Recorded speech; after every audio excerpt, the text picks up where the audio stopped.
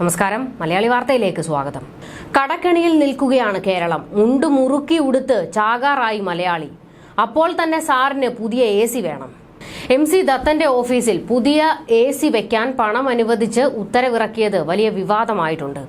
സെക്രട്ടേറിയറ്റിലെ north ബ്ലോക്കിലെ 4ാം നിലയിലുള്ള ഓഫീസിലെ AC മാറ്റിവെക്കാൻ 82,000 രൂപ അനുവദിച്ചാണ് ഉത്തരവിറങ്ങിയത്. ഓഫീസിലെ പ്രവർത്തനരഹിതമായ AC മാറ്റി സ്ഥാപിക്കണമെന്നാവശ്യപ്പെട്ട് MC ദത്തൻ വകുപ്പിന് കത്തയച്ചിരുന്നു.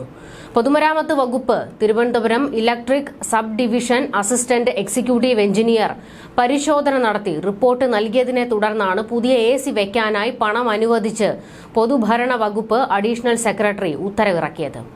ഒരു വഴിക്കൂടെ നവകേരള സദസ്സിന്റെ പേരിൽ സർക്കാർ ധൂർത്ത് നടത്തുമ്പോൾ വേറൊരു വഴിക്കൂടെ മുഖ്യന്റെ ഉപദേശകന്മാരുടെ ധൂർത്തും. ഇത്രയും ഉപദേശകന്മാർ ഉണ്ടായിട്ടും മൂപ്പര് നന്നാകുന്നില്ലല്ലോ.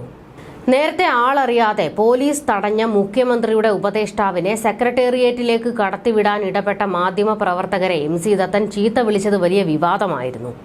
UDFന്റെ ഉപരോധത്തിനിടയിൽ സെക്രട്ടേറിയറ്റിലേക്ക് എത്തിയപ്പോഴായിരുന്നു മുഖ്യമന്ത്രിയുടെ ശാസ്ത്ര ഉപദേഷ്ടാവ് MC ദത്തനെയാണ് പോലീസുകാർ സെക്രട്ടേറിയറ്റിന് മുന്നിൽ തടഞ്ഞത്.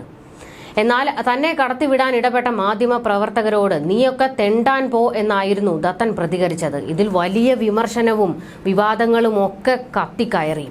എന്നാൽ മുഖ്യമന്ത്രിയുടെ ഉപദേഷ്ടാവാണല്ലോ, ആ ധാർഷ്ട്യം മൂപ്പരും കാണിച്ചു.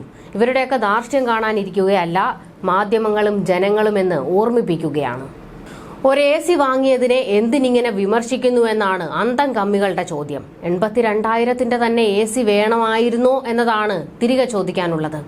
സാമ്പത്തിക പ്രതിസന്ധിയിൽ നിൽക്കുമ്പോൾ ഇത്ര കാശ് ചെലവാക്കണമായിരുന്നോ? പെൻഷനും ശമ്പളവും എല്ലാം മുടങ്ങിക്കിടക്കുമ്പോഴാണ് സർക്കാരിന് വേണ്ടപ്പെട്ടവർക്ക് വാരിക്കോരി ചെലവാക്കുന്നത്. മന്ത്രി ബിന്ദുവിന്റെ കണ്ണട, പല്ല് റെഡിയാക്കൽ തുടങ്ങി മുഖ്യമന്ത്രിയുടെയും ഭാര്യയുടെയും ചികിത്സാ ചെലവ് അങ്ങനെ നീളുന്നു. എല്ലാത്തിനും ഖജനാവ് തൂത്തുവാരിയിരുന്നു. പോലീസ് ജീപ്പുകൾക്ക് പെട്രോൾ അടിക്കാൻ പോലും കാശില്ലെന്ന് പറയുന്ന സർക്കാരാണ് ഇങ്ങനെ ധൂർത്ത് നടത്തുന്നത്. നവകേരള സദസ്സിന്റെ പേരിൽ പിന്നെ നടക്കുന്നത് വലിയ ധൂർത്താണ്. തീറ്റയ്ക്കും കുടിക്കും തന്നെ ലക്ഷങ്ങളാണ് ചെലവാക്കിക്കൊണ്ടിരിക്കുന്നത്. കേരളത്തിന് ഒരു പ്രയോജനവും ഈ പരിപാടി കൊണ്ടില്ല എന്നതാണ് എടുത്തു പറയേണ്ട മറ്റൊരു വസ്തുത. കടം പോലും എടുക്കാനാകാത്ത ഗുരുതര സ്ഥിതിയിലേക്ക് സംസ്ഥാനത്തിന്റെ സാമ്പത്തിക പ്രതിസന്ധി മാറിക്കഴിഞ്ഞു. കേന്ദ്രത്തിൽ നിന്ന് വകുപ്പുകൾക്കും വിവിധ ക്ഷേമ പദ്ധതികൾക്കുമായി കൊടുക്കേണ്ട തുക കണ്ടെത്താനായില്ലെങ്കിൽ സാമ്പത്തിക പ്രതിസന്ധിയുടെ ആഘാതം സാധാരണക്കാരെയും വലിയ രീതിയിൽ ബാധിക്കും. മൂക്കറ്റം കടത്തിൽ എന്ന പ്രയോഗം അക്ഷരാർത്ഥത്തിൽ കേരളത്തിന്റെ ധനസ്ഥിതിയുടെ കാര്യത്തിൽ ശരിയായി മാറുന്ന അതീവ ഗുരുതരമായ സാഹചര്യമാണ് ഇപ്പോഴുള്ളത്. നമ്മൾ കുറെ നാളായി കേരളത്തിന്റെ സാമ്പത്തിക പ്രതിസന്ധിയെക്കുറിച്ച് പറയാറുണ്ടെങ്കിലും അതിപ്പോൾ പാരമ്യത്തിലേക്ക് എത്തിയിരിക്കുകയാണ്.